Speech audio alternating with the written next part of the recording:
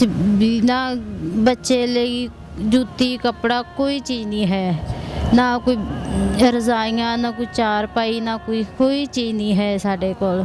ਅਸੀਂ ਬਹੁਤ ਮਜਬੂਰ ਹਾਂ। ਅਸੀਂ ਨਾਲ ਲੈਂਦੇ ਨੇ ਬੱਚਿਆਂ ਦੇ ਕੱਪੜਿਆਂ ਤੋਂ ਪਰੇਸ਼ਾਨ ਆ ਬਹੁਤ। ਬੱਚੇ ਪੜ੍ਹ ਰਹੇ? ਬੱਚਿਆਂ ਲਈ ਪੜ੍ਹਾਈ ਲਈ ਕੋਈ ਚੀਜ਼ ਨਹੀਂ ਹੈ। ਅਸੀਂ ਕਿੱਥੇ ਹੈ ਹੀ ਨਹੀਂ ਕੋਈ ਚੀਜ਼, ਉਹਨਾਂ ਨੂੰ ਕੀ ਪੜ੍ਹਾਈਏ। ਕੁਛ ਆਪ ਈਟ ਬਣਾ ਰਹੇ ਹਾਂ, ਈਟ ਬਣਾਉਂਦੇ ਆ 500-600। ਉਹ ਵੀ ਗਿਣਾ ਲੈਂਦੇ ਨੇ ਵੀ ਆਧ ਕੱਟ ਲੈਂਦੇ ਹੈ, ਆਧ ਦੇ ਦੇते है।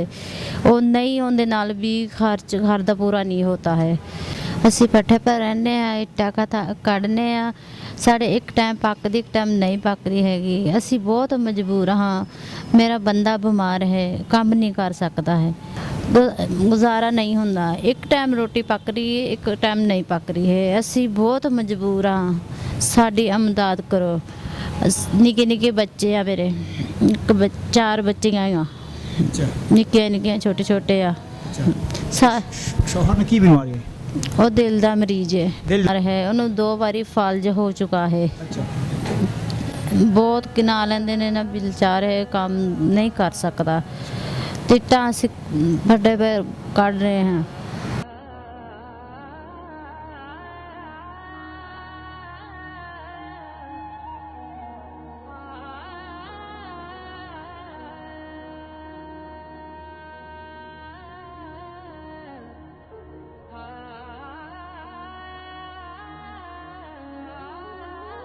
अस्सलाम वालेकुम नाज़रीन, मैं हूँ अदिहान और आप देख रहे हैं सबाउन टीवी। नाज़रीन, इस वक्त मैं मौजूद हूँ लाहौर, एक ऐसे बहन के साथ की बहुत गुरबत की ज़िंदगी गुजार रहे हैं और भट्टे पे काम करते हैं। उनसे बात करते हैं। अस्सलाम वालेकुम।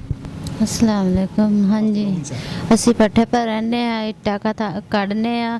ਸਾਡੇ ਇੱਕ ਟਾਈਮ ਪੱਕਦੀ, ਇੱਕ ਟਾਈਮ ਨਹੀਂ ਪੱਕਦੀ ਹੈਗੀ। ਅਸੀਂ ਬਹੁਤ ਮਜਬੂਰ ਹਾਂ। ਮੇਰਾ ਬੰਦਾ ਬਿਮਾਰ ਹੈ, ਕੰਮ ਨਹੀਂ ਕਰ ਸਕਦਾ ਹੈ। अच्छा, शौहर क्या करते हैं? शोर मेरा नहीं कम कर सकता है, बहुत बीमार है। अच्छा। काम कली है, पिड़ा दा करनी है, इट्टां थप करने बनाने इट्टां। गुजारा नहीं होंदा। एक टाइम रोटी पक रही है, एक टाइम नहीं पक रही है। असी बहुत मजबूर हाँ, साडी इमदाद करो। निक्के निक्के बच्चे आ मेरे, 4 बच्चियां आ, निक्के निक्के छोटे छोटे आ। शौहर ने की बीमारी है? ਉਹ ਦਿਲ ਦਾ ਮਰੀਜ਼ ਹੈ। दिल का बीमार, जिगर से बीमार? ਹਾਂਜੀ, ਦਿਲ ਦਾ ਮਰੀਜ਼ ਹੈ। ਉਹ ਬਹੁਤ ਬਿਮਾਰ ਹੈ, ਉਹਨੂੰ 2 ਵਾਰੀ ਫਾਲਜ ਹੋ ਚੁੱਕਾ ਹੈ। ਬਹੁਤ ਕਿਨਾ ਲੈਂਦੇ ਨੇ ਨਾ, ਵਿਚਾਰੇ ਕੰਮ ਨਹੀਂ ਕਰ ਸਕਦਾ। ਟਿੱਟਾਂ ਅਸੀਂ ਵੱਡੇ ਪੈ ਕੱਢ ਰਹੇ ਹਾਂ। ਅਸੀਂ ਇੱਕ ਟਾਈਮ बहन जी, आप बात कर रहे हो और आपकी आंखों में आंसू हैं, क्यों? आंसू ਇਹੋ ਹੀ ਹੈ, ਅਸੀਂ ਗਰੀਬ ਬਹੁਤ ਹਾਂ। ਇੱਕ ਟਾਈਮ ਸਾਡੇ ਪੱਕਦੀ, ਇੱਕ ਟਾਈਮ ਨਹੀਂ ਪੱਕ ਰਹੀ ਹੈ। ਬੱਚੇ ਰੋਂਦੇ ਹੈ, ਘਰ पे ਬਹੁਤ ਪਰੇਸ਼ਾਨੀ ਬਣਦੀ ਹੈ। ਬਾਹਰ ਭੱਜਦੇ, ਕਹਿੰਦੇ ਮੰਮਾ ਰੋਟੀ ਦਿਓ। ਅਸੀਂ ਰੋਟੀ ਕਿੱਥੋਂ ਦੇਈਏ?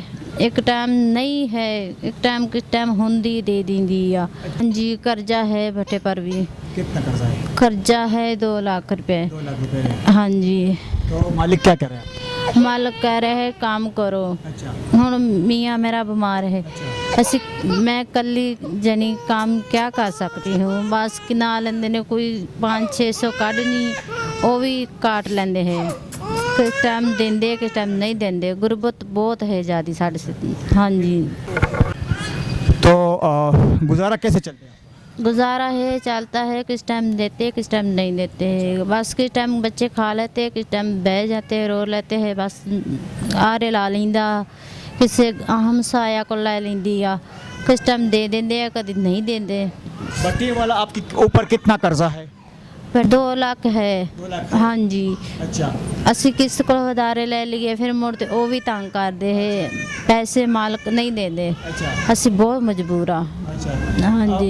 नाज़रीन, जितने भी अभी हम देखते हैं, सब से रिक्वेस्ट है, इल्तिजा है, जितने भी माहिर हज़रात से कि ये बहन बहुत गुरबत से ज़िंदगी गुजार रही है। का शौहर है जो दिल का बीमार है और वो ये ईंट की भट्टी पे काम करती है, तो इन पे ऊपर 2 लाख कर्जा है। तो आप सब माहिर हज़रात से दरख्वास्त है कि अल्लाह की रज़ा के लिए इन लोगों के साथ मदद कीजिए। जी बताइए, जो अब देखते हैं जितना भी सरमाएदार लोग हैं, उनसे क्या चाहते हैं आप? हाँ जी हाँ जी मदद करो। ਅਸੀਂ ਬਈ ਭੱਟੇ ਪਰ ਰਹਿੰਦੇ हैं ਇੱਟਾਂ ਕਰਨੇ हैं। ਮੀਆਂ ਮੇਰਾ ਬਹੁਤ ਬਿਮਾਰ ਹੈ, ਉਹ ਦਿਲ ਦਾ ਮਰੀਜ਼ ਹੈ, ਉਹਨੂੰ 2 ਵਾਰੀ ਫਾਲਜ ਹੋ ਚੁੱਕਾ ਹੈ। ਸਾਡੇ ਵੀ ਨਾ ਇੱਕ ਟਾਈਮ ਪੱਕ ਰਹੀ ਹੈ, ਇੱਕ ਟਾਈਮ ਨਹੀਂ ਪੱਕ ਰਹੀ।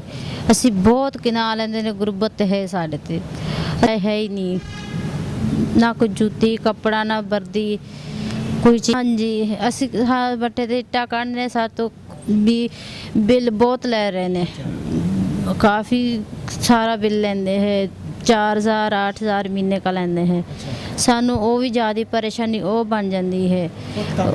हाँ जी भट्ठे पर हाँ जी तो किना लेंदे ने, मदद करो, असी बहुत गरीब हाँ। नाज़रीन ये बहन कह रही कि हम बहुत गरीब हैं। जितने भी मुहर हज़रात है जो अल्लाह ने आपको दिया, पैसे वाले लोग हैं जो लाहौर के रिहायशी हैं, तो सबसे इल्तिजा कर रहा हूँ कि इन लोगों के साथ मदद कीजिए। ये बहुत गुर्बत की ज़िंदगी गुजार रहे हैं और ये जो भट्टे में काम करते हैं ना, ईंट के भट्टे जिधर बनाते हैं, वहाँ पे इनका 2 लाख कर्ज है जो मालिक का भट्टे वाला, वो छोड़ते नहीं। और इसका जो बच्चा है वो पढ़ना चाहते हैं लेकिन उसके पढ़ने के लिए कुछ भी नहीं। तो नाज़रीन एक बार फिर मैं आपसे रिक्वेस्ट करता हूँ कि इन लोगों के साथ मदद कीजिए। इंशाल्लाह मैं दोबारा भी इसके साथ वीडियो बनाऊंगा और दिखाऊंगा जिधर ये काम करती बेटी में, जिस तरह ये ईंट बनाते सबको। तो बराए करम इनके साथ मदद कीजिए।